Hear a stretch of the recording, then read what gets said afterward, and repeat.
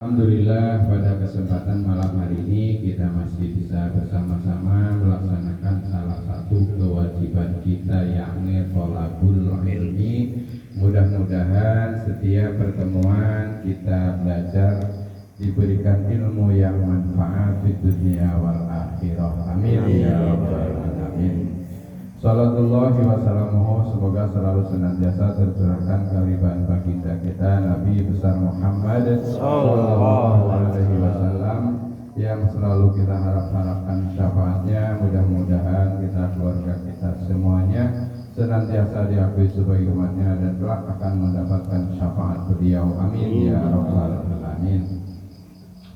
Ibu bapak jamaah sekalian rahimakumullah, niki ngawase biasa pokoknya amaliyah sehari-hari.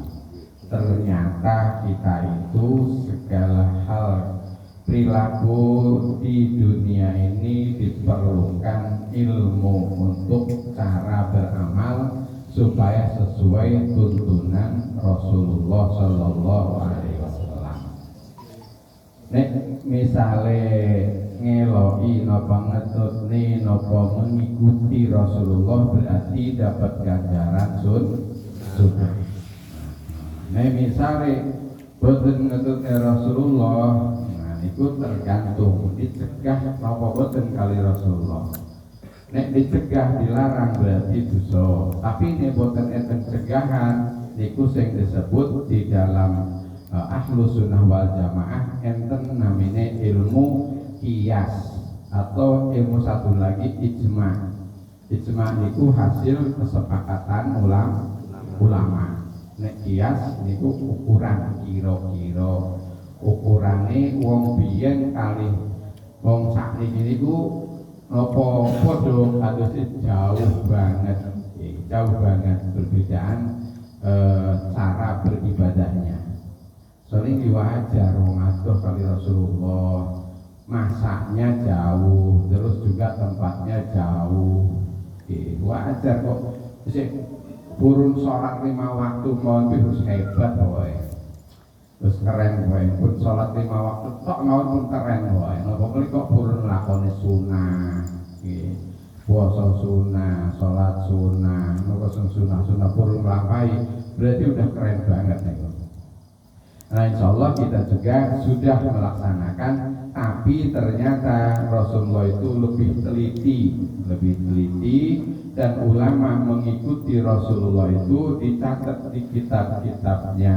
Nah niki kula sing maos sing apa namanya tata cara ibadah menurut Syekh Nawawi Al-Bantani. Beliau adalah salah satu ulama Indonesia yang terkenal ratusan kitab karangannya.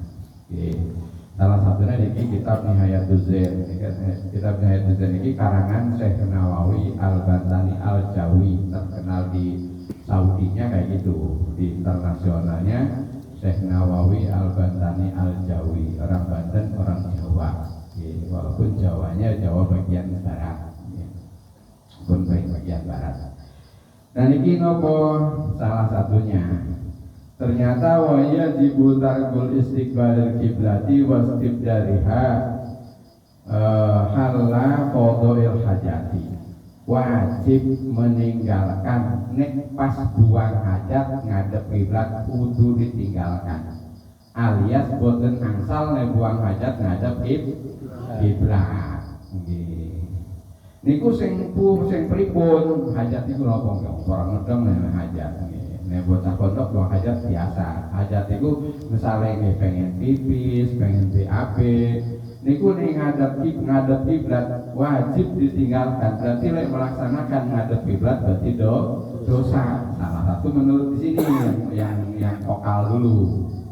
Tapi yang lainnya ada di bawahnya itu makruh. Misale nguyuh teng pisokhroi ning latar niku boten teng jero kamar mandi. Nguyuh ning luar ruangan, di luar ruangan kamar mandi. Nek kamar mandi kan pun enten tutupe, tasih mending. Tapi nek sing paham biasanya damel napa kloset, pasang kloset mawon pun disetel. Ojo sampai proses iki bakalnya nih pas buang hajat ngadep kiblat atau mungkur kiblat. Berarti kudune ngalor apa ngidul. Nggih, gitu. Ini ku nek sing teng jaba misale sing teng jaba biasa nguyuh teng jaba ora ana apa itu. Wong lanang Pak Ustaz. Wong lanang biasa nguyuh sak ngadep karo kiblat endi ya gitu. Wis sing penting ngadep tur ya. Digawe angka 8 barang. Bar nguyuh ora cewek malah ditutuke Pak. Masyaallah. Atau pakai obat orang gue banyak, pakai obat apa? Obat abir. Ternyata gini ku ilmu cara nguyuh mau nawedin sing pun ngaos kudune berubah. Masa ya nguyuh ning jaba ning pelataran atau di luar ruangan kok asal-asalan napa mriki sampai boten cewek. Tanazzahu anil bauli jere Rasulullah. Fa innal amatil azabil qabri minhu. Resi ono atau bersihkanlah oleh kalian semua anil bauli naliko atau ketika kalian nguyuh. Kudu bersih. Fa inna amata azabil qabri minhu, karena sesungguhnya banyak-banyaknya siksa kubur itu gara-gara nguyuh ora teh. Masyaallah. Teko wae. Boten namung ninggal salat lho. Nguyuh ra cewek wae ya jadi menjadikan sebab disiksa di alam kubur. Iki wong lanang apa wong itu biasanya sing nguyuh ora cewek. Napa boleh nguyuh ing wong lanang wong itu masih boten ibu ya.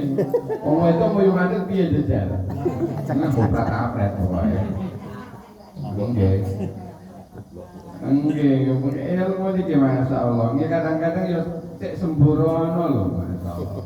Mane kula nek misale salat jamaah di luar pas lagi bepergian salat sama orang yang pakai celana, bukan gak yakin sama istilahnya syarat sah salat tapi perasaan ning ati iki ya wong iki ning kamar mandi dhisik. Ini kamar mandi nek orang nguyuh. Ya nek celanane dibuka pas nguyuhne ora. Nyiprat-nyiprat kemana-mana nguyuhnya mancur apa meneh kok bar ngembat terus nguyuh kan buat mualah nyembure tekan dinding. Nah niku bahaya, ini bahaya. Mane nek pas bar nguyuh kudu cek. Nah niki terus jere Nawawi niku napa namine masalah iki masalahnya mal fariidatu qoblal fariidah wa mal fariidatu fil fariidah wa mal fariidatu ba'dal fariidah. Pertama, mal fariidatu qoblal fariidah. Apa yang harus dilakukan oleh kalian ketika melakukan sesuatu yang wajib sebelum itu apa? Nah ternyata mal fariidatul qoblal fariidah, sebelum kita melakukan yang wajib ada yang wajib lagi. Contoh misalnya sakderenge salat napa riyen wudu niku berarti hukumnya wajib. Nek boten wudu salate boten sah. Terus wudu niku kudu perlu syarat sahe wudu, airnya harus suci dan mensucikan. Ada berapa air suci dan mensucikan? Lali. Biyen cek ning TPA 7 jarene. 1 air hujan, 2 air laut, 3 air embun, 4 air sumur, 5 air sumber, terus air salju, terus air sungai. Walung atau kali. Itu yang suci dan mensucikan. Gitu. Nah berarti kita wudu perlu syarat sahnya wudu. Artinya mengetahui syarat sahnya wudu itu menurut menurut Syekh Nawawi al-fariidatu qoblal fariidah al-ilmu qoblal amal. Harus tahu dulu sebelum beramal. Kudu tahu ilmunya sebelum kita berbuat sesuatu. Sebelum beramal, sebelum wudu kudu tahu ilmu wudu. Nah, gimana caranya ilmu wudu? Berarti kita harus mengetahui syarat sahnya wudu, batalnya wudu, loh.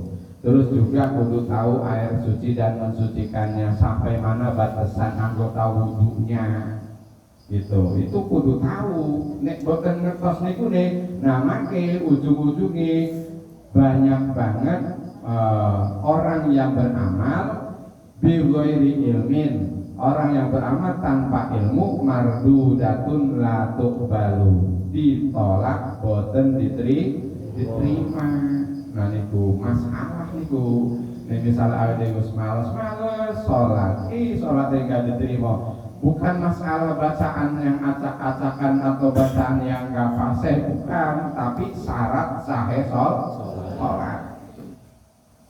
Terus wudunya syarat sahnya wudu. Nah berarti sebelum melaksanakan kewajiban ada kewajiban yang harus kita kerjakan.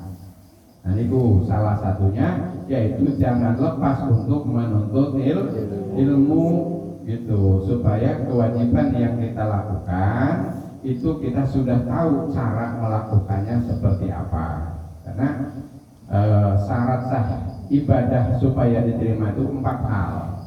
1, ilmu. Yang kedua, amal, serta niat. Yang ketiga, sabar. Yang keempat, ikhlas. Nah ini sini juga makanya ketemu yang disebutkan Imam Nawawi tadi.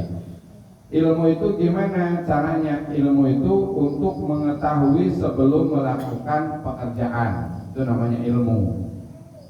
Terus setelah kita punya ilmu untuk melakukan sesuatu hal itu, oh ini cara misalnya mobil sing berbet iki berarti radiatore. Atau motor misalnya kok koyong ini rasanya nggak enak iki apa nih, ternyata nggak bersih, apa jenenge radiator Kalkulator. Beda kalkulator. Untuk ini kasus dong ini bengkel. Ya, ilmunya kan beliau yang memahami tentang motor, kalau betul paham. Nah, itu berarti sebelum buka kalkulator itu kudu ngerti dulu iki sing perlune obeng kembang, obeng min, obeng plus, obeng terus obeng kunci 10, kunci Inggris, segala macam disiapkan. Karena dia tahu yang harus dibuka ini kalkulator dan alatnya ini. Nah, apakah setelah kita punya ilmu, tahu caranya, enggak dikerjakan, jadi enggak kira-kira? Enggak jadi, berarti kudu ada amal. Setelah tahu caranya, ada pekerjaan. Amal itu pekerjaan, kerjakan. Ngerti jane sholat duha ki isu-isu, tapi ora dila. Ngerti jane sholat tahajud ya bengi tangi turu, tapi mal. Kira-kira berikut ilmu ini jadi jancos banget. Ngerti aku sholat tahajud ki bengi tangi turu. Atau misalnya sakal ya panwe turu sing penting wis bengi bar isya, terus jenengan pas naos dilalah ngantuk kelop turu dugi griya niku pun sah sholat tahajud. Pun sah, yang penting pun ngeliyep. Ya makanya nek pas naos turu wae bengi. Ben tekan omah langsung tahajud. Atau ilmu tahajud ora ngerti apa iki mau. Nah, jadi berarti kudu ada amal, kudu ada pekerjaan. Niku lho sing angel iku pengen duwe ilmu sing manfaat. Manfaatnya ilmu itu karena amal. Karena diamalkan. Gak ada manfaatnya ilmu sak gunung juga ning gak diamalkan mah percuma. Wis rajin biyen zaman biyen duwe kanca jenenge mungkin Pak Omdeni sing ingat Mang Manap. Kali rejo ring sewu. Iku lek jalu iki karo wajib banget iki. Tapi koleksi sampai saiki yo pengen mengutil kopi. Gue koleksi wae. Jadi punya temen tuh banyak macam-macam ya. Ada yang rajin nyari ilmu tapi malas ngerjani. Nah, koleksi wae, guys. Ya. Jadi yang kedua amal. Terus beramal juga enggak bisa ke susu-susu. Cara baca Fatihah nek ke susu-susu ya mesti banyak salahnya.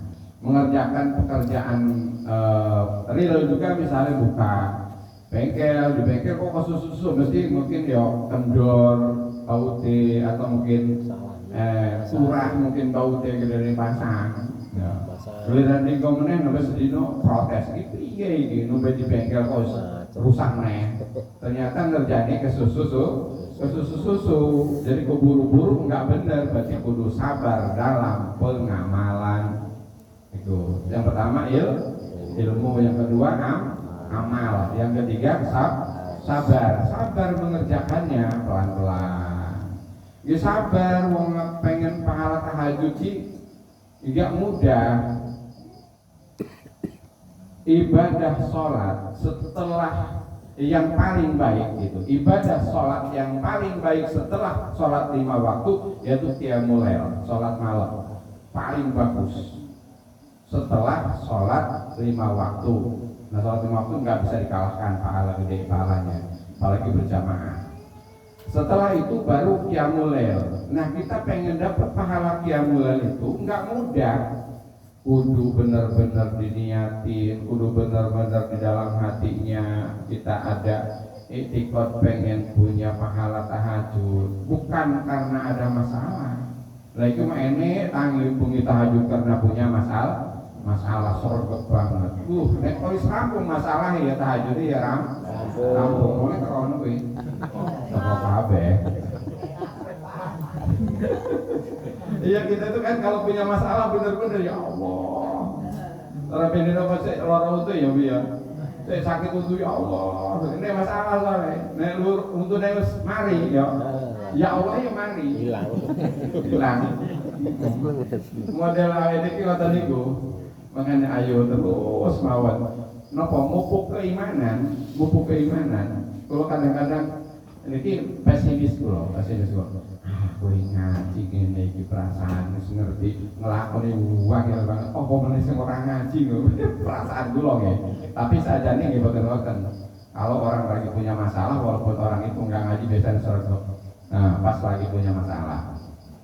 Ternyata lama-lama masalah terus dibentur terus kali Allah. Dikasih masalah lagi. Akhirnya dia sholat terus. Lama-lama jadi terbiasa timbullah ikhlas itu. Jadi ilmu, amal, sabar, ikhlas. Nah, ilmu itu sebelum melaksanakan, amal itu laksanakan, sabar dalam pelaksanaan, ikhlas setelah melaksanakan. Itu kunci daripada supaya ibadah kita diterima di sisi Allah Subhanahu wa taala. Nah, di sini yang kedua setelah tadi fariidhah mal fariidhah qabla al fariidhah, apa yang wajib sebelum melaksanakan kewajiban, yaitu jawabannya yaitu al fariidhatu qabla al fariidhah al ilmu qabla al amal, yaitu ilmu sebelum beramal. Sebelum melaksanakan sesuatu hal, sebelum kita misalkan mau nandur pari, niatnya nandur pari kudu ngerti ilmu cara nandur pari, dibajak rien, dikei banyu, lagi asal bajak kalau dikei banyu yo wassalam. Yo mesti bajak wis tanduri pari, wis kei banyu kei rabu barang teko nying jontek. Udah panggah ya, apalagi kita juga sama punya amal udah diniatin, udah diilmuin, punya nying perusak amal itu apa? Satu ria, ujub, takabur, itu penyakit amal kita itu. Pengen di alam apa-apa ibadah pengen di alam. Ini orang ini wong sing ngerti males ngamal. Ini wong sregep pol. Antar pokoknya ngaji ini sregep lek ene uang tapi ora ene uang males. Ini kalau tasbih ene uang coba salat dewean di rumah ini introspeksi diri Pak. Ya, muhasabah diri ketika kita sholat sendiri di rumah itu bacaannya lebih panjang apa lebih pendek? Pendek. Kausar ya. Sak surat sing 3 ayat inna a'tayna kal kausar. Fasholli li rabbika wanhar. Inna syani'aka wal abtar. Penting boten elek ngono. Buat inna Allah akbar. Pokoknya sarnya sing ujung terakhir kausar sampai ruku pokoknya dan cepat. Baca tasbih subhanallahil azim wa bihamdihi subhanallah ping telu tapi ora jelas subhanallah sami Allah. Salat kilat to. Nek salat dhewean tapi nek salat berjamaah kaya khusyuk Bismillahirrahmanirrahim. Wis ketoke, kula sing biasa jadi imam. Jadi imam itu kudu ngrasa pokoke. Rasane coba pas salat dewean piye bedane. Nah, Masya Allah, ternyata kita itu masih seperti itu. Gak apa-apa, ngaji itu ngebuki awake dhewe lho, enggak ngebuki wong liya, ngebuki awake dhewe. Cari kesalahan kita di mana, kesalahan kita, kelemahan kita, ternyata di situ banyak kelemahan-kelemahan. Terus yang kedua, apa yang kedua? Wal faridatu fil faridah. Kewajiban apa yang ada di dalam kewajiban? Kata Syekh Nawawi, al ikhlas fil amal. Kudu ikhlas di dalam beramal. Enggak ikhlas enggak jadi. Apapun yang dilakukan kalau enggak ikhlas enggak bakalan jadi. Itu ternyata ikhlas itu bukan di mulut, bukan di otak, tapi adanya di dalam hati. Jadi enggak usah suudon karo wong kayak paling orang ikhlas boten asal. Lah wong enggak ngerti artinya wong ikhlas apa enggak kan boten ngerti to. Bene, kesehatan kawan ini bukan untuk menilai orang lain, untuk kita pribadi. Jadi ikhlas itu jangan menilai orang lain, yang dinilai adalah diri kita sendiri. Ikhlas enggaknya itu kita yang tahu gitu. Wong ngomong alah kowe pan ora ikhlas ngomong. Boten apa-apa kula sanjangi boten ikhlas. Kula namung jero ati. Diomongke ya padha pengen dialami. Ora aku ki ikhlas tenan. Lah, mau ikhlas kok diomong-omong kan. Boten makhluk kok ikhlas tenan aku, saya suwi ikhlas tenan. Nah, ikhlas kok diomong-omong. Nah, angel memang kalau ngurusin bab itu. Tapi kalau kita sudah ikhlas, orang ikhlas itu di dunia aja cepat dikasih balasannya oleh Allah. Nggih, sing kula sing critane iku si Umar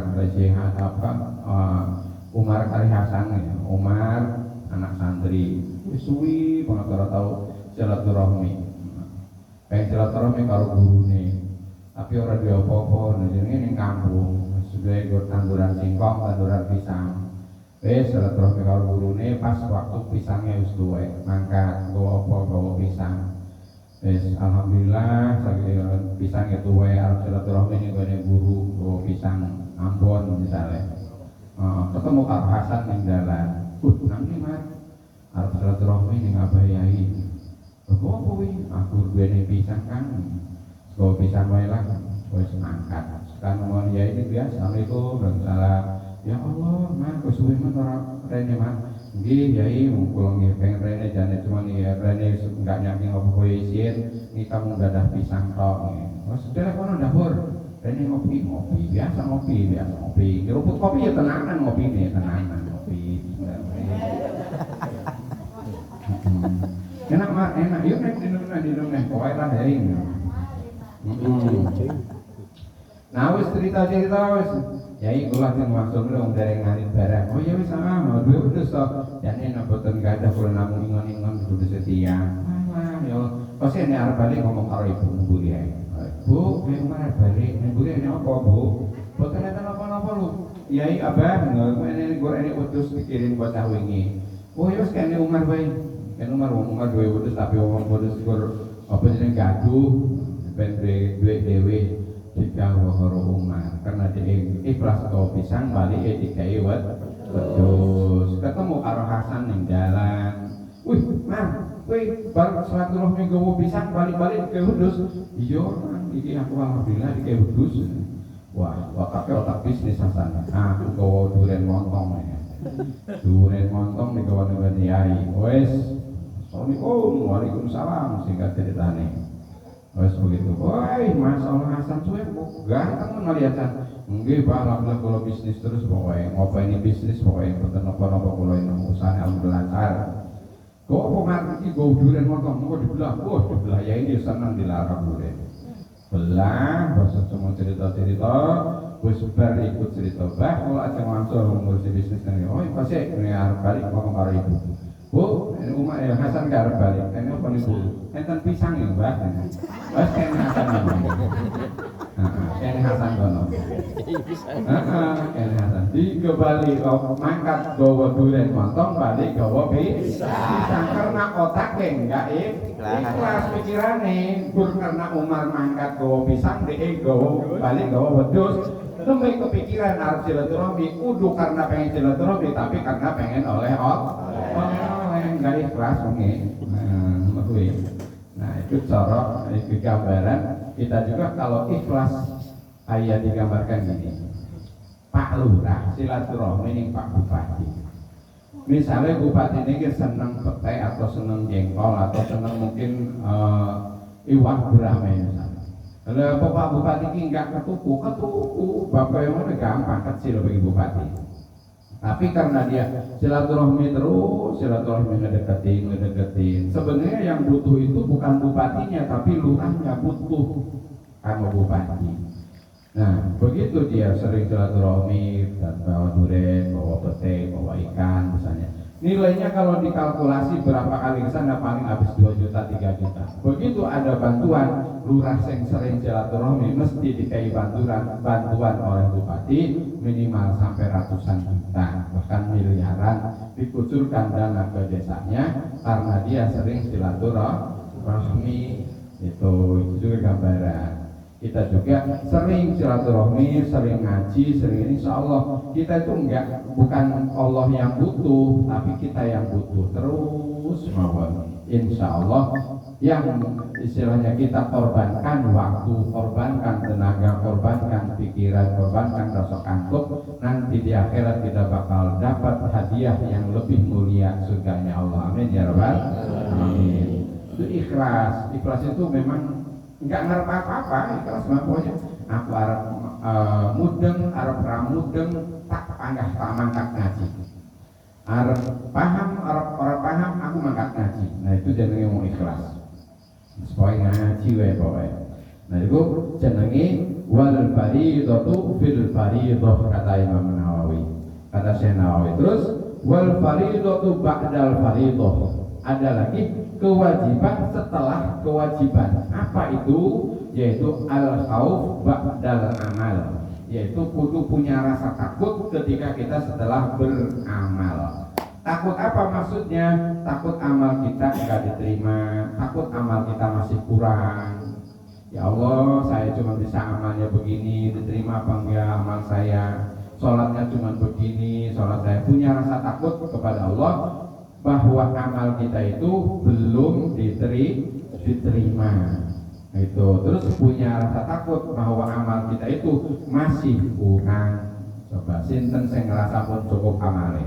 Nah, mesti boten enten sing ngaku bahwa amal kita sudah cukup, karena semua ahli kubur yang sudah ada di alam kubur mesti ceritanya enggak jauh beda. Rabbi laula akhbartani ila ajalin qarib. Nah, itu pasti cerita ahli kubur itu seperti itu.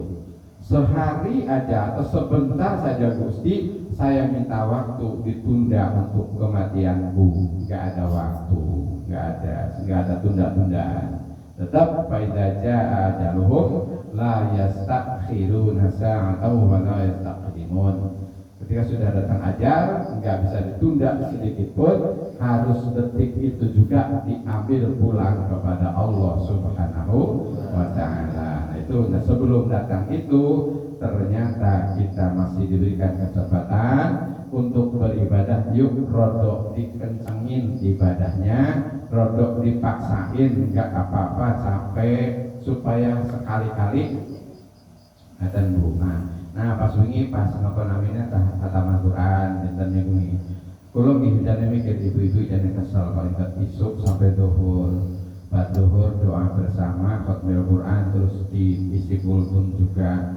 Tapi sekali-kali kita itu ngerasa capek dalam ibadah. Sekali-kali ngerasa capek dalam ibadah. Pernah ngerasa capek? Ya alhamdulillah pernah. Oke. Capek banget ya Allah, kesel banget, ngantuk. Nah itu capek namanya, capek karena ibadah. Nah kalau kerja ya itu udah biasa capek. Nah kayak sholat dari mulai sholat duha, ya kalau pas wagian itu sholat taubat, sholat tasbih, sholat hajat, sholat apalagi itu biasanya sholat goib, sholat qodho, masya Allah, sholat qodho. Nah ini kadang-kadang saya suka punya pikiran gini Bu, tiap apa-apa ketika ngomongin bab ini al-fardhu fil fardhu itu tadi.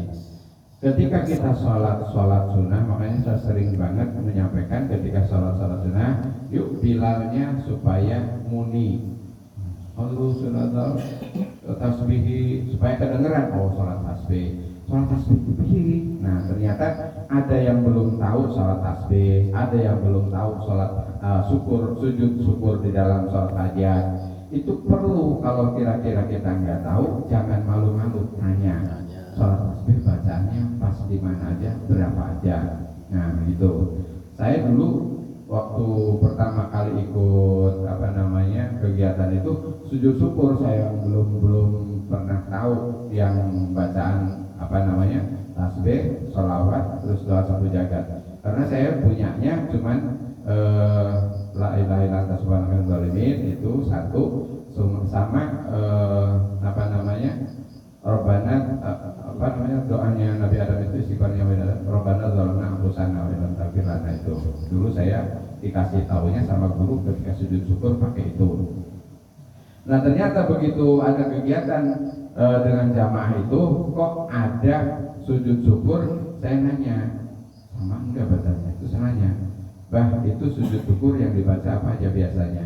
Oh iya, itu satu baca tasbih 10 kali, terus baca sholawat 10 kali, baca doa satu jagat Rabbana atina fid dunya hasanah wa fil akhirati hasanah wa qina adzabannar 10 kali. Nah itu perlunya kita ilmu supaya pas ibadah pas juga ilmu yang kita baca, yang kita amalkan, itu perlu ya. Jadi pas sholat sunnah, ketika memang kita belum paham, nanya sholat sunnah ini bacanya gimana, sholat sunnah ini bacanya gimana. Nah itu supaya ketika kita melaksanakan ibadah tahu apa yang kita laksanakan, bisa yang kita laksanakan itu cara-caranya kita bisa. Nah itu supaya ibadah kita menjadi ibadah yang diterima di sisi Allah Subhanahu wa taala. Amin ya rabbal alamin.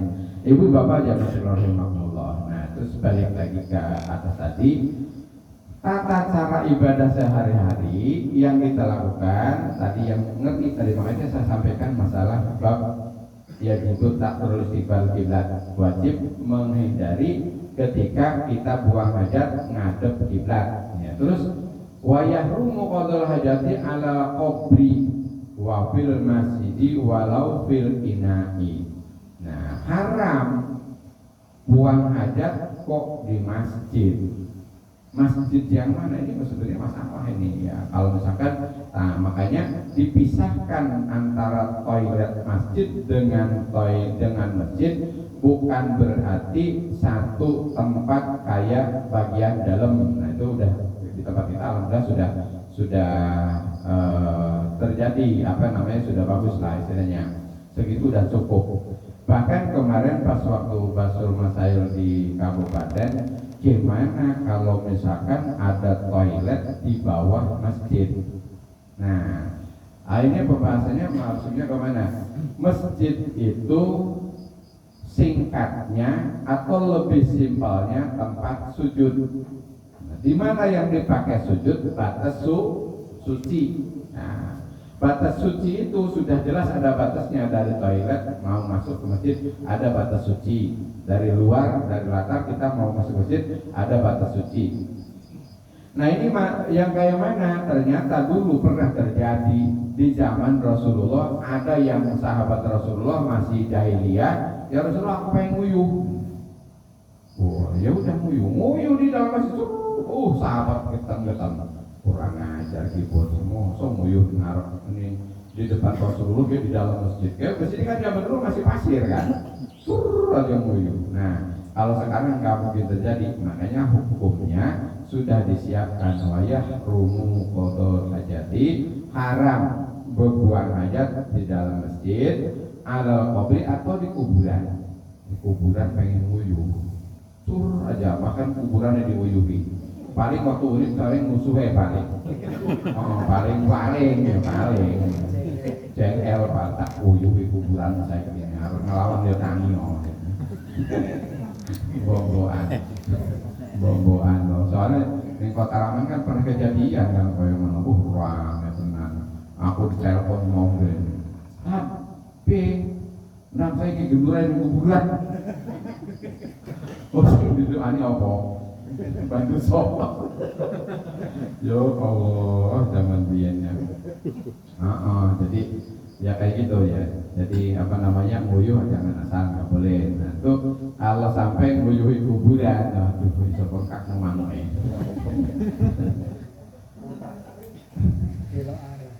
bela. Nah itu tadi apa namanya, kalau misalkan di Spisafroi di dalam latar, nguyuh di latar, di luar ruangan lah, di luar ruangan ngadep kiblat jelas-jelas itu nggak boleh. Kalau di dalam hukum lain makruh, tapi kalau Imam Nawawi ini saking hati-hatinya, saya nawawinya hati-hatinya, wis wajib tarkul istiqbal kiblat, wajib menggok daripada kiblat atau meninggalkan menghadap kiblat untuk membuang hajat. Terus di sini juga kalau misalkan di kali, di tempat saya masih ada Bu Pak, yang apa namanya buang hajat di kali itu masih ada. Karena zaman dulu kecilan saya jarang yang punya toilet, makanya di Serang itu dulu menangnya itu bukan karena granat, kalau perang sama Belanda itu. Jadi Belanda tiarap nggak megang kain sawah, nyerah pokoknya Belanda itu. Jadi saya benar belum lama lah termasuknya tahun 2000 saya kesini, 5 bulan saya di Lampung, saya pulang, mampirlah ke teman-teman di Serang, ya. Mampir ke teman-teman jam malam itu habis ngobrol, habis makan segala macam. Pengen buang hajat ini gimana ini? Antar dikirain ke kamar mandi, ke dapur bablas keluar terus lari ke sawah. Lah, terus isinya di mana ini? Di sini di galongan. Duh, jadi ngisi sampai ke bidok. Padahal rumahnya bagus, benar bagus, permanen rumahnya. Ini beneran ceritanya beneran. Ya, jadi begitu itu, terus nanti ceboknya gimana? Ya biasa di rumah ceboknya, cebok di rumah, cuma ada biasa. Jadi dari sawah itu ke rumah ya agak jauh ya. Kalau isinya belum belepotan ke paha barat ya repot kowe. Di sini hektaran. Makanya kalau dulu itu ya benar, pondok ya dulu zaman saya masih mondok itu. Pondok tuh nggak ada yang punya toilet di pondok, nggak ada. Ke kali pokoknya, kalau ke kali ke kebon, itu beneran. Apalagi zaman segitu nonton TV kan masih umpet-umpetan. Jadi habis ngising itu langsung nonton TV, terus garing pokoknya. Giliran malam-malam, atasan mau masuk cari berjari ini. Lagi jebar, ya. Jorok benar. Nah itu kalau misalkan kita sampai apa namanya BAB di luar terus ngadep kiblat, hindarilah hal seperti itu, atau buang hajat baik kencing atau karena itu tadi ancamannya kata Rasulullah, tanazzahu anil bauli, bersihkanlah oleh kalian semua bersucilah kalian semua dari kencing. Fa innal amatal azabal qabri minhu, karena banyak-banyaknya umumnya siksa kubur itu dari kencing yang tidak bersih ya, apalagi yang di celana. Makanya kalau di dulu zaman di pondok itu rata-rata anak pondok itu sholat itu nggak pakai kolor, nggak pakai sempak, walaupun baru dipakai karena kebiasaan. Begitu mau sholat dilepas. Di sini masih ada zaman almarhum bapak mertua itu dari rumah pakai kolor, mesti dia mau sholat dilepas, ditantolin di belakang, mesti itu. Nah, almarhum bapak itu kalau mau masjid di rumah pakai kolor, pakai ke masjid nanti dilepas kolornya karena kebiasaan mungkin dari kecil seperti itu. Ya, itu takutnya kadang-kadang kita itu pas lagi kencing belum benar-benar tuntas, masih ada. Itu makanya sunnah juga ketika kencing jangan berdiri terus jongkok didehemin supaya bersih, benar itu didehemin sunnah gitu ya, supaya benar-benar tuntas kencingnya keluar. Nah beda bah misalnya jenengan pun apa jenengi beser, nah beser beda, besernya ini harus nggak ketahan dan coro oleh ke usdol. Wis gak pakai dehem ya pangkat metu meneh. Iki piye terusane kaya ngene iki, ternyata sudah disiapkan hukumnya. Ketika orang yang seperti itu wudunya harus setelah masuk waktu sholat. Kalau waktu sholat sudah datang, zuhur, ndang-ndang ke kamar mandi, bersih-bersih. Kalau memang besernya nemen, langsung dilakban. Apa jenis? Ditali. Apa jenis bahasa? Pembalut, dilakban. Dibalut maksudnya bukan dilakban. Dibalut pakai pembalut, terus udah itu wudu, setelah itu langsung sholat. Nah pas udah wudu terus pas sholat kok keluar, yang penting nggak netes ke anggota tubuh yang lain, tetap sah sholatnya. Cuman buat satu kali, cuma buat satu kali sholat, nggak bisa buat 2 kali, gitu. Cuma 1 kali sholat dulu, ya selesai, nggak usah mikirin sholat sunnah.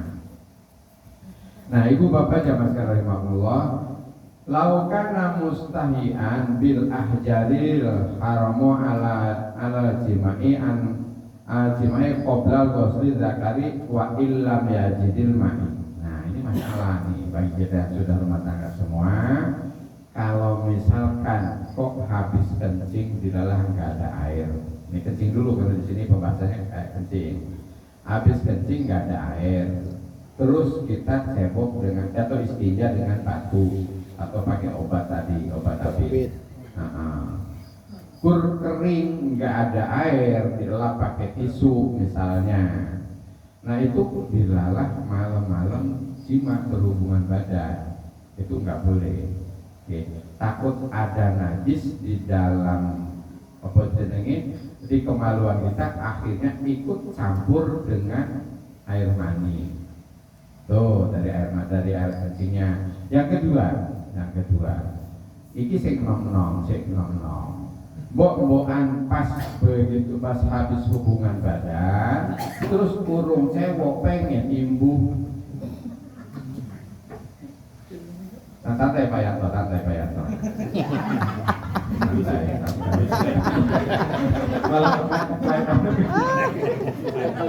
Aduh, boro-boro imbuh. Pengen imbuh, dilalah ke urung cewek kering. Nah, apa jenenge? Sebelum dan sesudah berhubungan badan. Sebelum keluar air mani, kita ngomong hukum nih. Sebelum keluar air mani, ada yang keluar ketika kita tegang, itu adalah air mani. Ya, air mani. Setelah keluar air mani, keluar air mani berhubungan badan, kecapean bisa keluar air wadi. Ya, wadi beda. Kalau madi keluarnya karena tegang, kalau madi karena kecapean, bisa aja tidak berhubungan badan pun karena kerja capek, begitu dia mau keluar mandi, itu ada lendir, itu bukan air kencing, bukan air mani, tapi air wadi namanya. Itu hukumnya najis. Nah ketika habis hubungan badan, ada air madi, itu dipakai lagi, tidak cebok, berarti ada benda najis masuk ke dalam rahim dan bercampur dengan air yang suci, air mani. Air mani kan suci, enggak najis. Ya, enggak najis air mani mah. Yang najis itu sebelumnya dan sesudahnya, itu bisa terjadi. Itu karena mohon maaf ini bukan ngomongin jorok. Sebelum berhubungan badan pasti tegang, dan tegangnya itu ada lendir keluar, itu bukan air mani, itu air madi. Terus keluar air mani, kalau air mani mah kan keluarnya beda. Terus setelah itu kecapean, ada air madi, air wadi. Nah wadi itu hukumnya najis. Madi, mani, wadi. Ya, itu harus dicuci dulu. Jadi air ibu harus dikumbah dulu. Syukur-syukur kok sak urungnya adus, walaupun nggak mandi nggak apa-apa, cuci. Setelah itu wudunya seperti biasa, seperti wudu sholat, baru mulai meneh. Alah kesuwen. Pak Yanto santai, Pak Yanto santai. Puasa. Puasa dulu. Gini. Jadi ini ngomongin masalah najis yang bakal masuk ke dalam rahim atau ke dalam campur dengan sperma. Itu hati-hati, disebutkan di sini. Jadi pas laukana mustahian bil ahjari, mustanjian gitu, mustanjian. Seandainya ada orang yang istinja bil ahjari dengan batu, maka haram alaihi hingga tersisa wong haram kepada orang itu jimaun apa jimau apa jima. Nah, jadi nggak boleh jima dulu qobla ghusli zakari, sebelum mencuci zakarnya atau kemaluannya. Wa illam yajid rajidil ma'u, seandainya dia tidak menemukan air. Tuh, waduh piye urusan itu. Orang ini banyak kebar berhubungan mikir meneh, aduh saya piye urusan orang ini banyak. Tayamum, asal tayamum. Gitu. Jadi hadas besar boleh tayamum, boleh. Tayamumnya sama dengan tayamum wudu. Gitu. Jangan tayamumnya guling-guling nanti. Tayamum nanti iya tayamumnya awak itu buka telanjang guling-guling di lantai. Oh kok tayamum waduh ini bahaya ini. Ada yang video kasus ini viral itu. Dan tayamumnya sama dengan tayamum wudu. Jadi anggota tayamumnya tetap cuma dua, wajah dengan tangan gitu. Nah itu sekali-kali kita praktek kayak terutama yang di tangan. Nah saya itu mempraktekkan buat jamaah umroh jamaah Allah, karena belum pernah tahu berulang ngaji ya. Jamaah mau berangkat umroh diajarin tayamum, angel ya ternyata.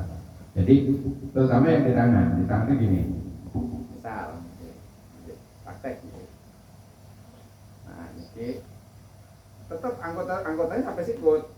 Pertama, kita ngambil debu misalnya, ngambil debu di sini. Misalnya, contoh lah di sini. Plak. Pertama apa dulu? Wajah ya. Nah, wa itu tayammum al-istibati sholati wartala. Kemudian terus diusap pojok-pojokan. Nah, cukup sekali, nggak usah diusap-usap. Nah, yang kedua buat tangan, tadi kita ngambil di sini, kudu pindah, jangan di situ lagi. Kalau di situ lagi mukmal. Pindah tempat, misalnya di sini, plak, nah, baru di sini. Ini praktek yang ini nih. Ingat-ingat tangan kanan numpang di telapak tangan kiri. Yang ini kan masih belum kesentuh. Sampai sini, ini jangan diangkat, balik sini. Sampai sini berhenti, dibalik. Nah, baru nyentuh yang ini. Nah, yang tangan kiri nyentuh telapak tangan kanan. Nah, kalau itu sudah selesai. Jadi intinya tangan kanan numpang di tangan kiri, telapak tangan kiri. Terus nggak usah dilepas. Terus, nah sampai sini dibalik.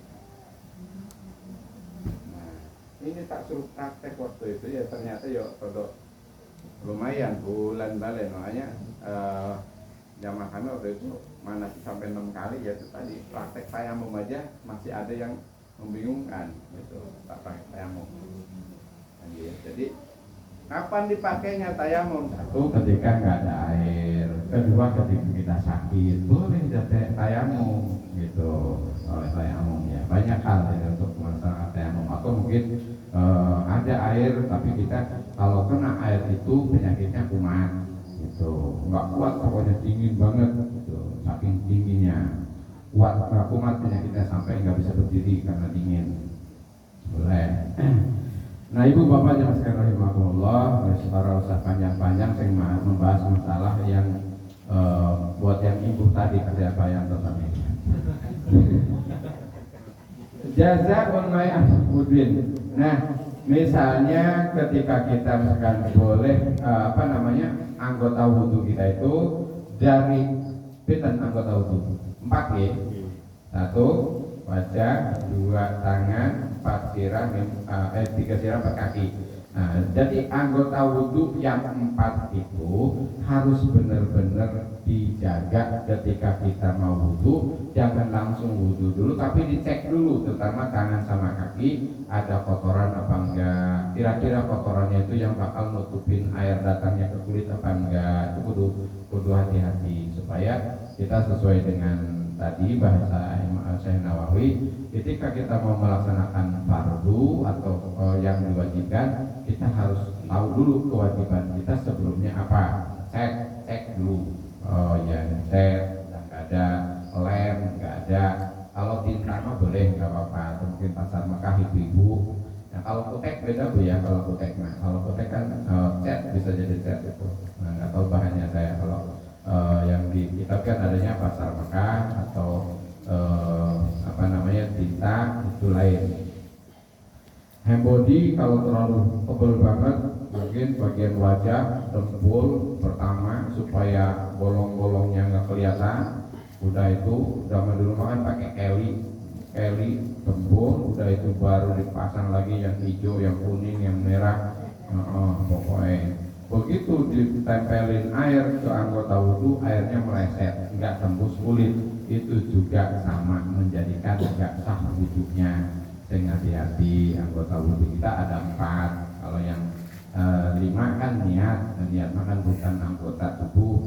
Terus tertib juga berurutan. Tuh yang 4 itu yang paling rawan di tangan sama di kaki. Di dalam barmaem ning sikile ngidep upo nih jilalah yuk kelet. Begitu wudhu dia nggak bersuci, itu juga upo membahayakan. Jangan sampai menghalangi datangnya air ke anggota wudhu kita. Ini kumawon supaya kita lebih hati-hati di dalam beramal. Ingat-ingat ada kewajiban sebelum kewajiban ya. Terus ada kewajiban di dalam kewajiban, ada kewajiban setelah kewajiban. Masya Allah, ternyata luar biasa. Nah, kewajibannya kita sudah bahas. Mudah-mudahan kita bisa mengamalkannya dalam kehidupan sehari-hari dan ibadah kita semakin baik. Amin ya rabbal alamin. Ada yang perlu ditanyakan?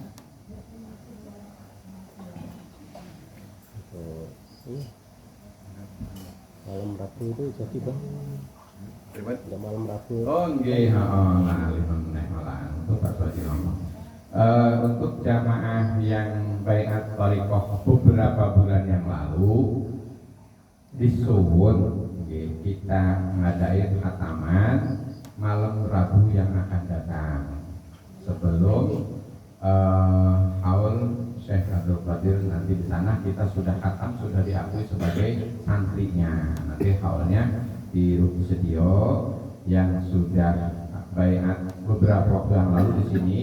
Kalau nggak salah ada 18 orang. Nanti kalau lupa tolong diingatkan. Ini nggak maksa gitu. Bocare kulo dereng sanggup boten maksa boten.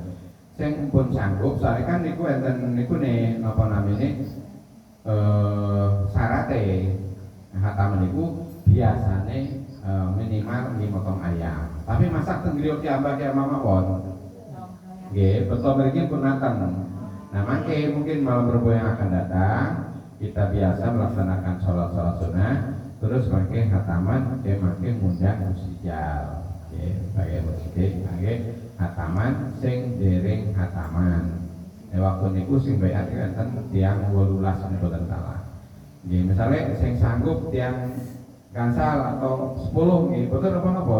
Nah, sing kulitane syukur-syukur sanggup sedanten bareng-bareng malah lebih bagus boten. Jadi malam Rabu yang akan datang nanti pulau Pandor bagaimana gitu? Ini jadi ngobrol tapi lari terus ngomong. Mungkin pulau konfirmasi kali Musijal supaya meluangkan waktu nggak datang sebentar ke sini dulu malam Rabu yang akan datang. Ngoten mawon, monggo kita akhiri acara ini dengan doa bersama. Al-Fatihah. A'udzubillahi minasyaitonir rajim. Bismillahirrahmanirrahim. Alhamdulillahirabbil alamin arrahmanirrahim maliki yaumiddin. Iyyaka na'budu wa iyyaka nasta'in ihdinas siratal mustaqim. mustaqim. Shiratal ladzina an'amta 'alaihim ghairil maghdubi 'alaihim waladdallin. Amin.